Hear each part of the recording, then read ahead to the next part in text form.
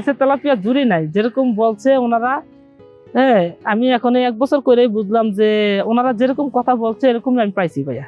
মাছ চাষ করতে যে আপনার অনেক প্রতিবন্ধকতার সম্মুখীন হইতে হয়েছে, তারপর আপনার ওয়াইফও অনেক স্ট্রাগলের ভিতর দিয়ে গেছে, যেহেতু আপনি নিজে এখানে ছিলেন না।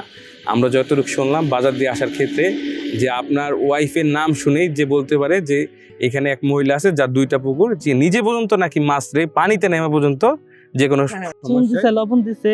পরিচর্যা করছে। আচ্ছা, সেই বিষয়ে যে এত উতরাই চড়াই পার হয়ে যে কিভাবে আসলেন এসে তেলাপিয়া যদি একটু বলতেন। ফিশারি নিছি, মনে করেন যে যারা যারা টাকা দেবে বলছে, যে আমার কেউ চিনে নাই সোজা কথা। আমি ফিশারিতে নামার পরে তেলাপিয়া মাছ চাষ করি বিদায় এখানকার মানুষ আরো বিভিন্ন ধরনের কথা বলছে যে তেলাপিয়া মাছের লস হয়, তেলাপিয়া মাছ থাকে না, তেলাপিয়া মাছ মারা যায়। তো ওনারা আমার কাছ থেকে পিস দিয়া লাইছে, কেউ কোনো টাকা পয়সা দিছে না, কথা বুঝছেন।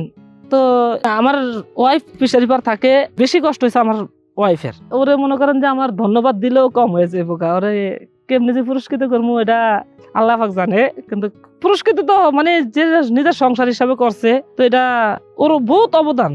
ও না থাকলে হয়তো পারতাম না এই জায়গায়। আমি আপনাদের পোনা আসবে 33,000 টাকা দাম হয়েছে, পোনার খাদ্য সহ 1,000 টাকার জন্য পাঠাইছি, কিন্তু আমার অ্যাকাউন্টে টাকা আছে, আমি উড়াতে পারতেছি না। অ্যাকাউন্টে কার্ডে ঝামেলা হয়েছে। আর এখানে কেন্দ্র বাজারে মনে করেন যে ব্যাংকের অ্যাকাউন্ট, এখানে কেন্দ্র বাজার ইসলামী ব্যাংক নাই। ও 1,000 টাকা তো যে কোনো কারো কাছে চাইলে পাওয়া যায়, কিন্তু 1,000 টাকা পাইছি না। পরে ঘরে চাইল বিক্রি করে আবার আমি পোনা রাখছি। মনে করেন যে তেলাপিয়া চাষ করছি বিদায় এখনো ঠিক আছে। যদি মনে করেন এখানকার মানুষের কথা মতো যদি অন্য কোনো মাছের চাষে যাইতাম কিংবা তাহলে অবস্থা ভাই খারাপ আছিল। এখন আল্লাহ দিলে আমি ভালো আছি, আলহামদুলিল্লাহ।